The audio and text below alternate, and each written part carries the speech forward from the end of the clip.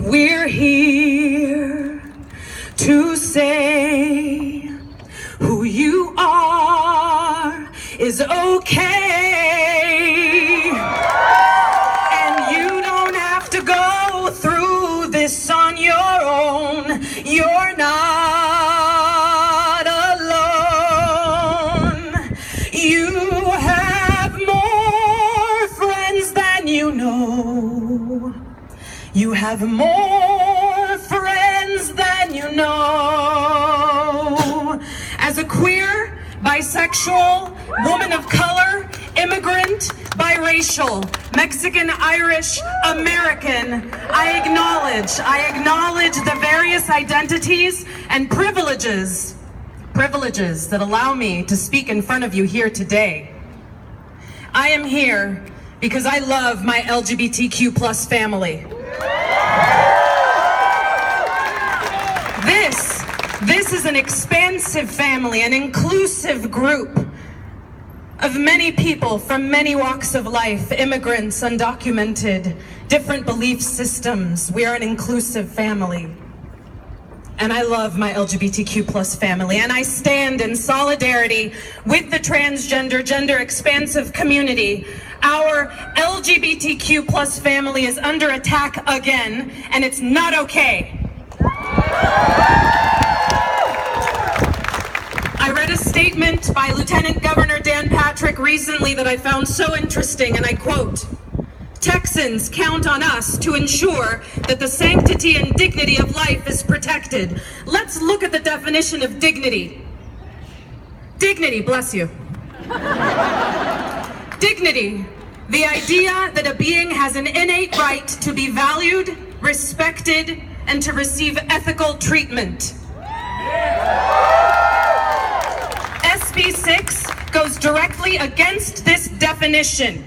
Loving thy neighbor as thyself means making sure all Texans have equal rights and the same access to bathrooms.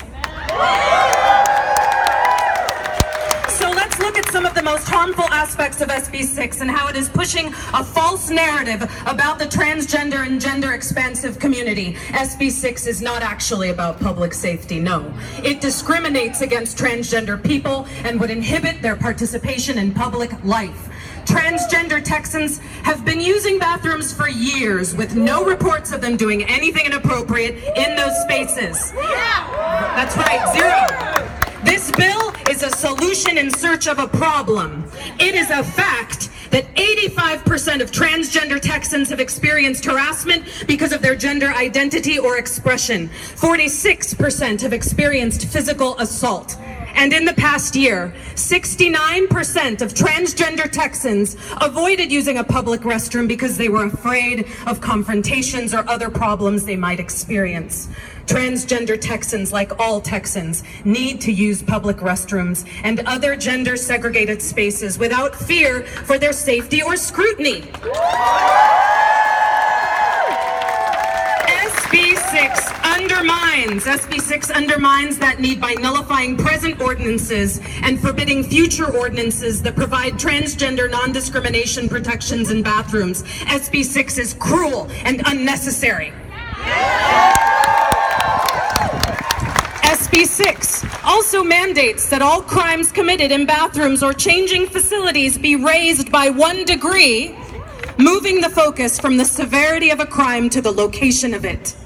Queer, trans, and gender-expansive youth represent just 5% to 7% of the nation's overall youth population, but they compose 13% to 15% of those currently in the juvenile justice system. SB 6 does more harm by unfairly criminalizing these youth, many of whom are pipelined through the system into homelessness. Here are some positive facts. 19 states and more than 200 cities across the U.S. have passed and successfully implemented public accommodation laws. None have experienced an increase in public safety incidents. Research shows that there is a real and substantial danger of emotional and physical harm when a transgender child is marginalized by a school or by peers, attributed in large part to preventable issues like lack of support, social isolation, and loneliness. Risks of depression, suicide, and self-harm are significantly reduced when a child's gender identity is affirmed, supported, and accepted. When the only accommodations schools make for transgender students are single-stall restrooms, such as the nurse's office, it often forces our students to hold it while the bathroom is sought out, creating unnecessary and humiliating situations for our most vulnerable youth. This can also lead to health problems like bladder or kidney infections. Evidence-based measures to protect children from sexual abuse would focus on the highest risk venues, which are private homes, not public restrooms. And these measures would focus on the highest risk perpetrators, which are heterosexual cis males. For those of you who don't know what cis male means, it's an assigned male at birth who identifies as a man. That is not transgender and gender expansive people. That is not transgender and gender expansive people. 70% of sexual assaults are committed by perpetrators known to the victim, not transgender strangers. There are many things that threaten our children, but transgender people using the restroom in peace is not one of them.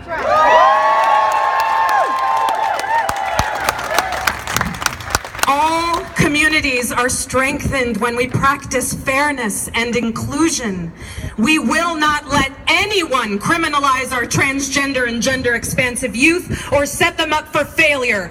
I believe in respecting the dignity of our LGBTQ+ youth and motivating, educating, and empowering them to know they are safe to exist in public spaces.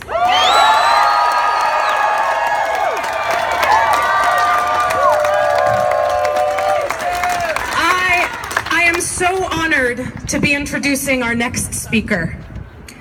Andrea Molina is a trans woman who spends her life defending and protecting the rights of the trans community. She is a leader of the Organización Latina de Trans en Texas and also does work with United We Dream, the Latino Institute, Gender Infinity, Welcoming to Houston Task Force, and the Texas Organizing Project. After a group of Latina trans women faced discrimination when using a restroom, Andrea founded OLTT in 2015. Through her work at the Organización, she works to support, defend the rights of, and create survival networks for the trans Latina community. The Organización offers Know Your Rights trainings, support services, outreach, volunteer opportunities, and power building. Of this work, Andrea has explained, we are not just an organization. We are like sisters. Everyone, please give a warm welcome to